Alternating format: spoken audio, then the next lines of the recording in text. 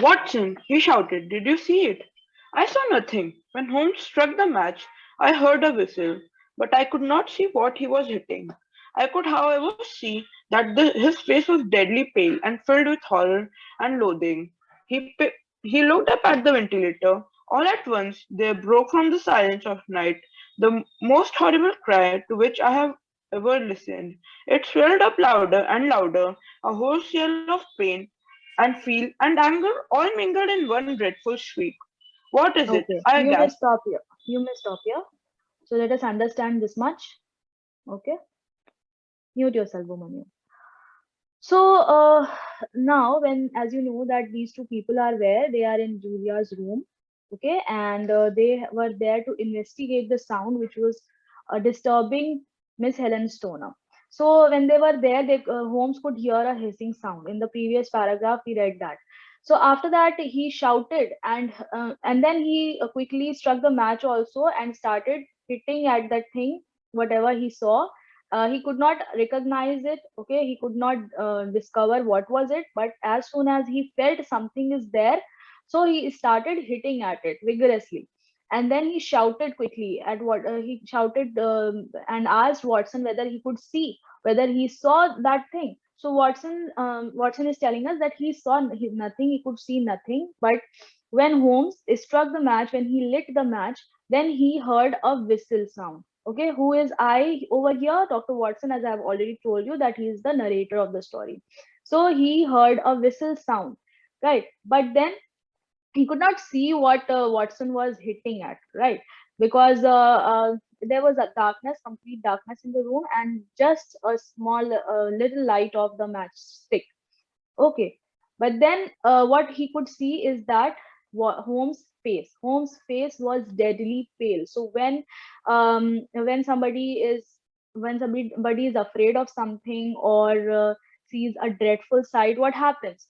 That the color of the face changes. Okay, it becomes pale, yellow, white. So deadly pale with fear over here, and then fear and disgust. Okay, so he could not make out what was it, but then he could just sense that something dangerous is over there. Okay, then he looked up at the ventilator. He looked at the ventilator, and all at once, there broke the silence of the night. That means they could hear a very loud shriek, shrill voice. Okay, so the silence of the night was broken with the most horrible cry. Okay, the here Dr. Watson is describing the shrill cry which he heard over there, the shriek sound which he heard over there. That it was so loud that he had never listened to it ever before. So that was something different which he heard that day, and it was really very loud. And that voice, that sound had fear, pain, anger, everything mixed together in that one dreadful shriek, in that one dreadful scream. Okay, so that scream has been described in such a way, so you can just mark it because this is something important and can be asked in your exams. That what did Watson hear over there? Okay, or what sound was there which broke the silence of the night? So you will have to explain this thing. And it swelled up louder and louder. That means it kept on increasing. The sound kept on, the volume kept on increasing. Okay, but then they could not make out what sound was that, who is making that sound. So they could not make out that thing. Okay, yes, so let's see who was it. We'll read ahead. Sarthak, you may read. Yes, ma'am. What is it? I gasped. Take your revolver, Watson. It is all over. Let's go into Dr. Rollitt's room. A dreadful sight met our eyes when we entered the room. A lighted lamp stood on the table. The iron safe was open. Dr. Rollett sat on a chair. His eyes were wide open. A peculiar yellow band was bound round his head. It had brownish speckles on it. Okay, The speckled band. okay, read this line also. Read. Okay. The speckled band exclaimed Holmes. I Right. stepped Okay, forward and okay, you ma'am. can stop now. Okay, So, ma'am. yes, mute yourself.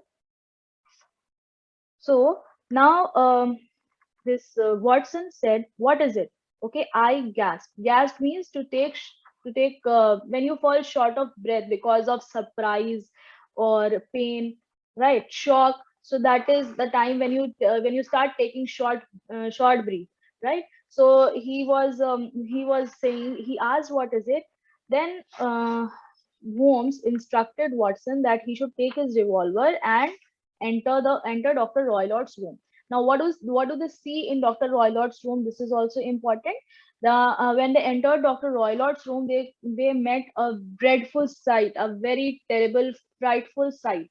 Okay, that when they saw when they entered, they saw that there was a lighted lamp which was kept on the table. It stood on the table, means it was kept on the table. The iron safe which was there in Dr. Roylott's room, if you remember, it was open, right? Earlier it was closed, and there was a saucer of milk kept on it, right? So but now when they entered Dr. Roylott's room second time, then they found that the iron safe was open.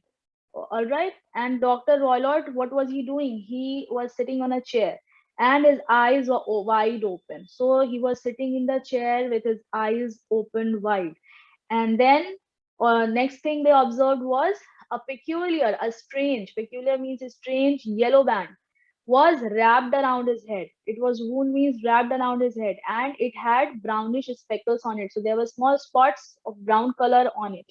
Now Holmes could see the speckled band which Julia Stoner mentioned about when before she died, right? So you remember she could only speak these words, the speckled band. When she died, these were her last words. So now Holmes could also see the speckled band, and as soon as he saw the band, he just shouted the same thing which Julia Stoner said.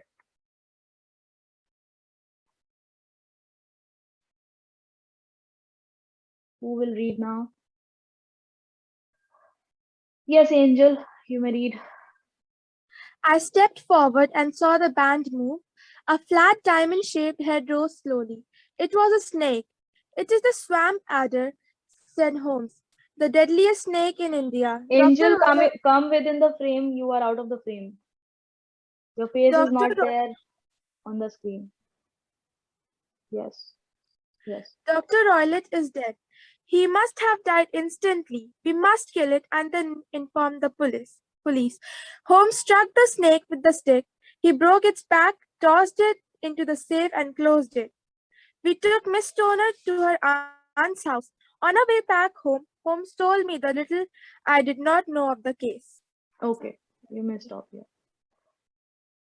So now what happened next is that uh, when he saw the speckled band, he exclaimed. Okay, he exclaimed with surprise, like when you get the answer of something. Okay, so the same feeling was there. And then Watson stepped forward and saw the band move. So that was not a band actually, it was moving. And then they could see a flat diamond shaped head which rose slowly, gradually it rose. And then they could figure out that it was not a band but it was a snake in reality. And the snake was what was the species?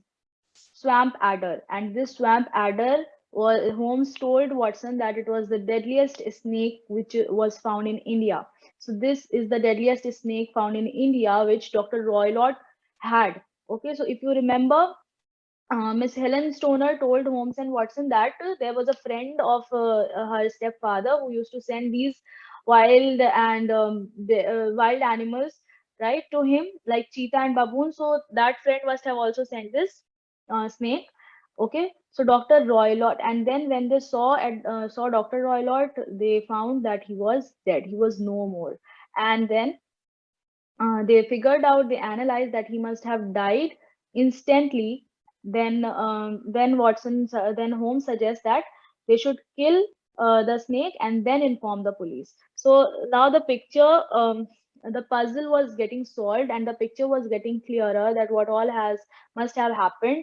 Okay, so this snake, it bit Dr. Roylott only, who was keeping the snake for his. I'm so sorry. Just a minute.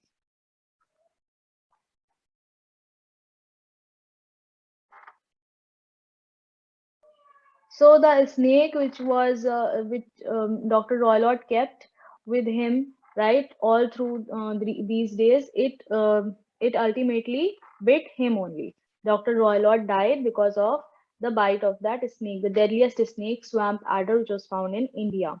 Then they Holmes struck the snake. How did they kill the snake? The Holmes struck the snake with the stick, and in order to break its back, and then tossed it, means threw it, hurled it into the safe again, and closed it quickly. Fine. And then they took Miss Helen Stoner, to her aunt's house, and on their way back home, Holmes explained Watson all the intricacies of the case. That means the details, right, which Watson could not figure out. So Holmes was a very skillful, very efficient detective. If you remember, he could just figure out about Miss Helen Stoner when he saw her for the first time.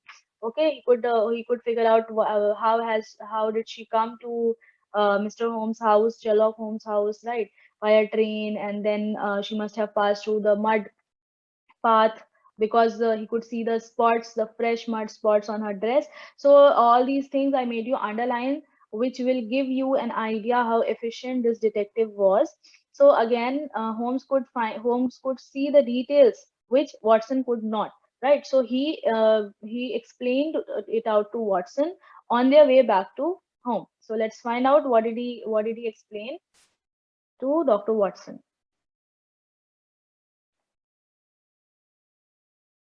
Yes, Khushi, read.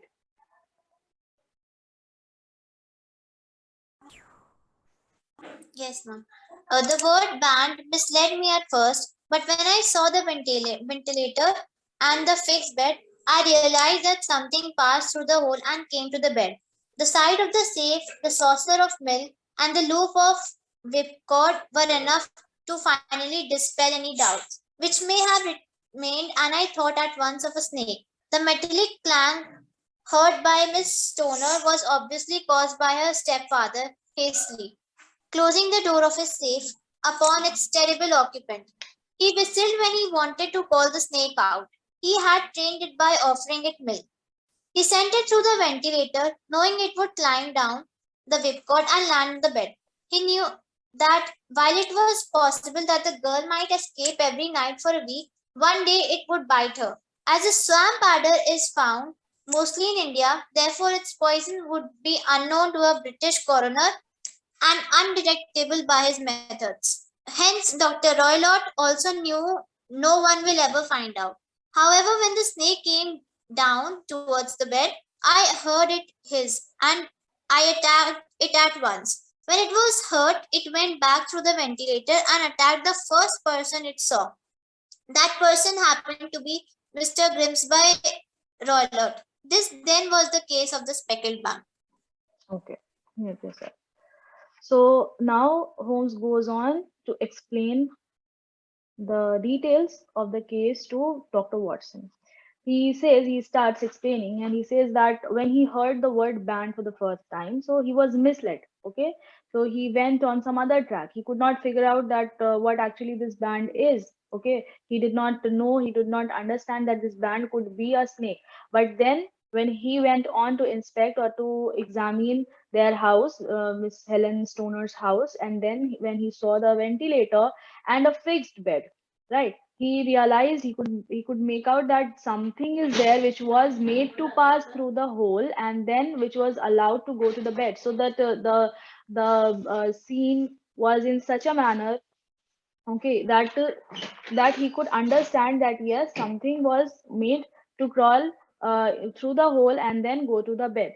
And then he saw the safe and the saucer of milk, so he could, all these things were connecting dots, and Holmes had that efficiency to connect that actually and come to the conclusion. So then he saw the safe and the saucer of milk, right, which was very small, so as to serve a cheetah, right? So, and there was no cat, Miss Helen Stoner told him. So then he could just something must have hit him, right? So all these things were clues for him. And then another thing was the loop of whipcord, the loop of that rope which hung there, which was dangling over there, if you remember, when we did the room, the description of the room, then all these things were there.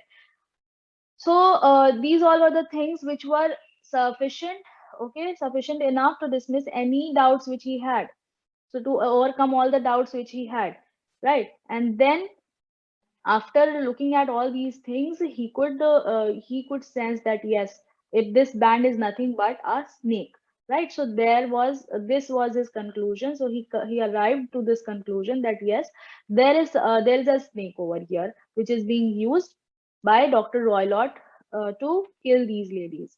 And then the metallic clang. Now the mystery of the metallic clang is also being solved over here, because they could hear two things. Miss Julia Stoner heard two things: clanging sound and hissing sound, whistle sound. So the whistle sound was whistle sound also will come later. So metallic cling, the clanging sound heard by Miss Stoner was caused by her stepfather, who hastily means who hurriedly closed the door, because he opened the door of the iron safe to let the snake come out of the safe, right? And then he quickly used to close it, right? So that he is not the snake does not bite him. So he was doing all these things very hurriedly. So when he did that hurriedly, so the sound could be heard upon its terrible occupant. Who is the terrible occupant over here? The snake, swamp adder, right?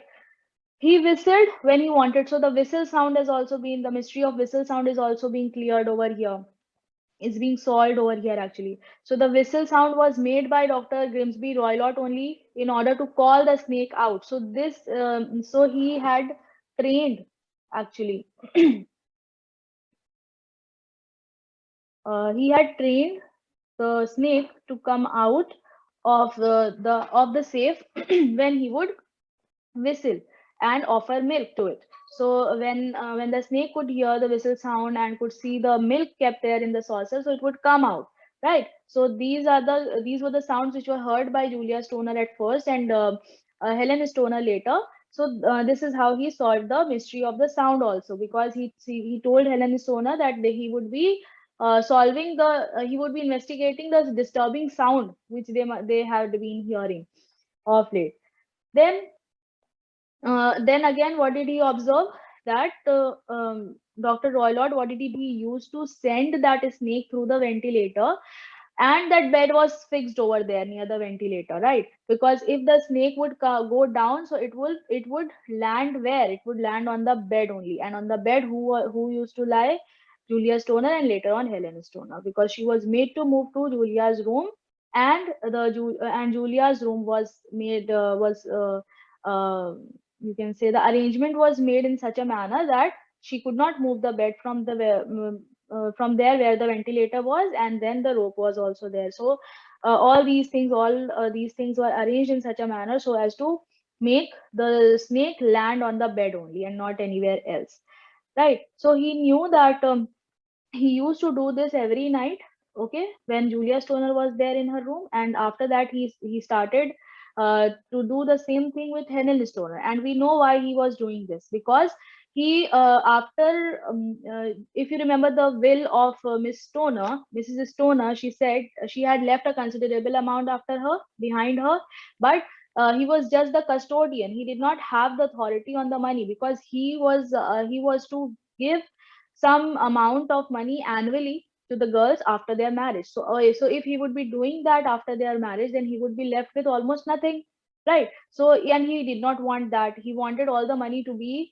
with him, okay, to be by himself. So he did not want them to get married. And what was the way in which he could find out for them, for their marriage to, or to hinder their marriage, was to kill them. Okay, so he killed one, and he could not kill the other one.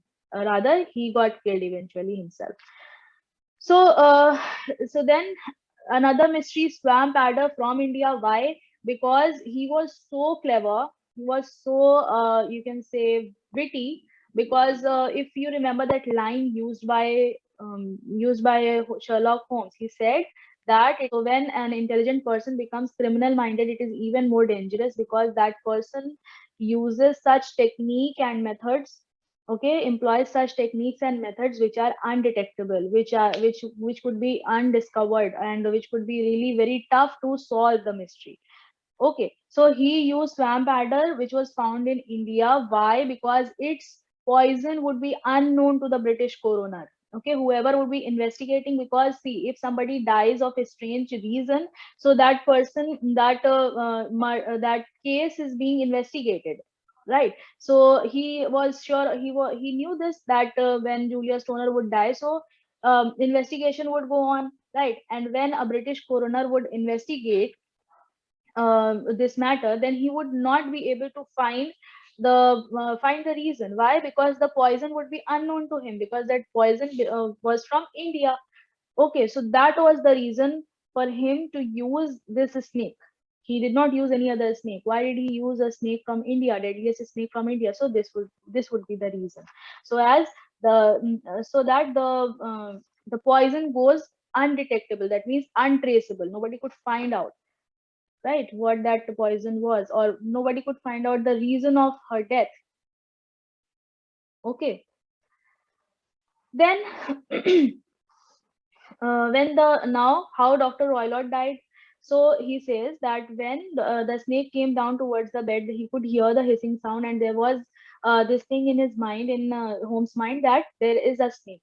So he was prepared. He was mentally prepared for it. So when as soon as he heard the hissing sound, he started attacking at it, and the snake got hurt. So when it got hurt, it quickly went back through the ventilator, and when it went back to the room, he it attacked the first person it saw, and that first person, and the only person in the room was who? Dr. Grimsby Roylott. So it attacked Dr. Roylott, and then he died on the spot. So this then was the case. This is how he solved the mystery of the speckled band. I hope you people have understood. Okay, it was really an interesting story, I would say.